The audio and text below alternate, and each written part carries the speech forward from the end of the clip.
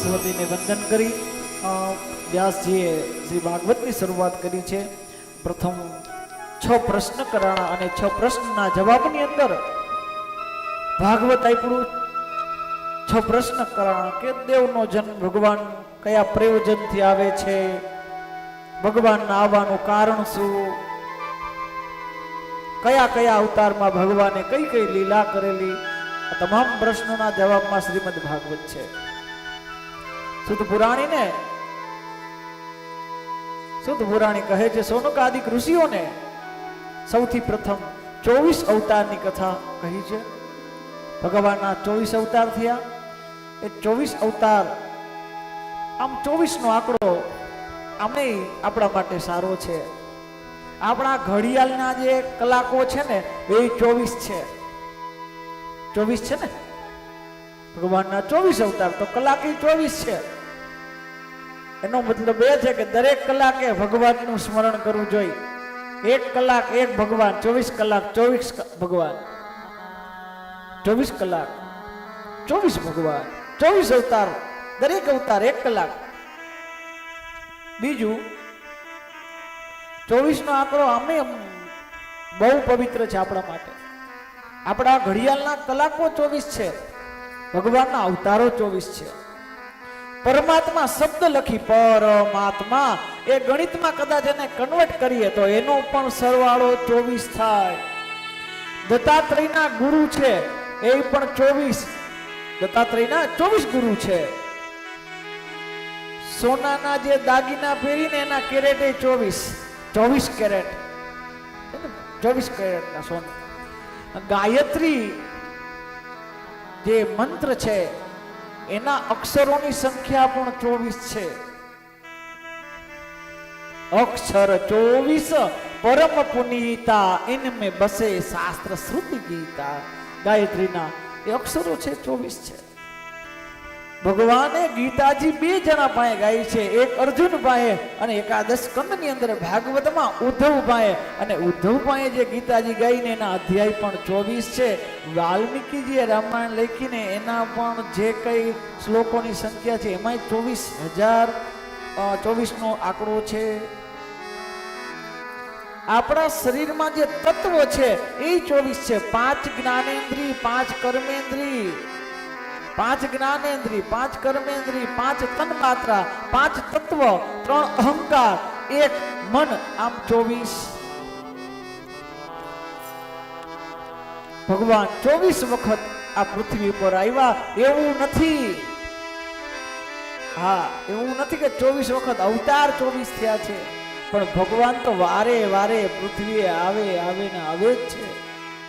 પણ ના જાને કિસ ભેષ મેં નારાયણ મિલ જાય, કાંઈ નક્કી નહીં કયા રૂપમાં આવે. દરેક વખતે આવે ત્યારે શંખ ચક્ર ગદા પદ્મ લઈને આવે એવું નહીં. ક્યારેક રાજાના રૂપમાં આવે, ક્યારેક પ્રજાના રૂપમાં આવે. દેવ તણખી બાપાને પૂછો ક્યાં રૂપમાં આવે, કાંઈ નક્કી નહીં. એને ખબર છે, એને અનુભવ છે. આપણા બાપા દેવ તણખી બાપાને અનુભવ છે કે ભગવાન ક્યાં રૂપમાં આવે. આપણે તો સૌરાષ્ટ્ર ભૂમિ જે સંતોની, જલારામને પૂછો ક્યાં રૂપમાં આવે.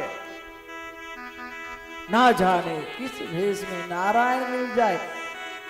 કોઈ સારા વ્યક્તિ પાસે સાંભળેલી વાત છે કે માણસનું આયુષ્ય 100 વખત છે, 100 વર્ષનું છે. એમાં 1 વખત તો ભગવાન, ચાહે જ્ઞાની હોય તોય ભલે માણા, અજ્ઞાની હોય તોય ભલે, શુદ્ધ હોય તોય ભલે, બુદ્ધ હોય તોય ભલે, પરમહંસ હોય તોય ભલે, પાખંડી હોય તોય ભલે, એ નાયેલો હોય તોય ભલે, મેલો હોય તોય ભલે, ગમે તેવો વ્યક્તિ હોય, 1 વખત તો ભગવાન, 1 વખત તો એને મળવા આવે ને આવે જ છે. 1 વખત તો ભગવાન ચોક્કસ આવે, પણ નક્કી નહીં ક્યાં રૂપમાં આવે. એટલે આપણે કથામાં આવીને તો આપણી બાજુમાં જે બેઠા હોય ને એને પેલા જય શ્રી કૃષ્ણ કરી લેવા, કારણ કે નક્કી નો ઈ રૂપ લઈને જ આવ્યા હોય. ક્યાં રૂપમાં આવે કાંઈ નક્કી નહીં. તુલસીજી તો રામચરિત્ર માનસની કથા કરતા હતા. કમંડળનું જે છેલ્લું પૂજાનું પાણી હોય, એક વડનું ઝાડ હતું એમાં ઠલવે, એક વખત બે વખત થોડાક દિવસ થયા ને તો ત્યાંથી તો એક ભૂત પ્રગટ થયો. ભૂત વાણી સ્ફુરિત થઈ જાય. તુલસીજીએ આપેલું પાણી છે ને, અરે તુલસીનું પાણી જો આવું પવિત્ર હોય તો તુલસીજી જે પૂજા કરે એનું પાણી કેટલું પવિત્ર હોય. જળનો સ્પર્શ થયો ને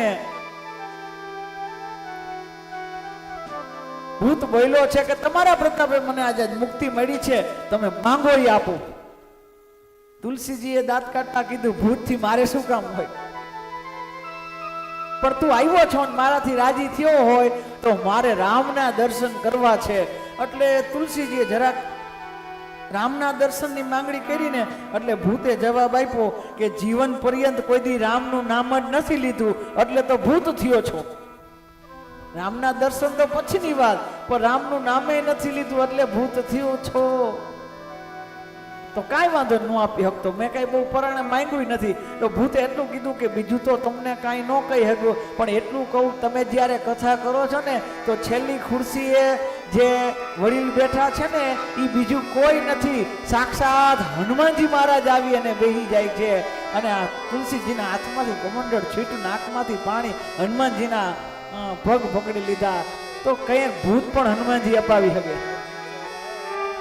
ના જાને કિસ ભેસ में नारायण मिल जाए. કાંઈ નક્કી નહીં સાહેબ, ક્યાં વેશમાં આવી, ક્યારે મળી જાય કાંઈ નહીં, પણ 24 અવતાર ભગવાનની કથા છે.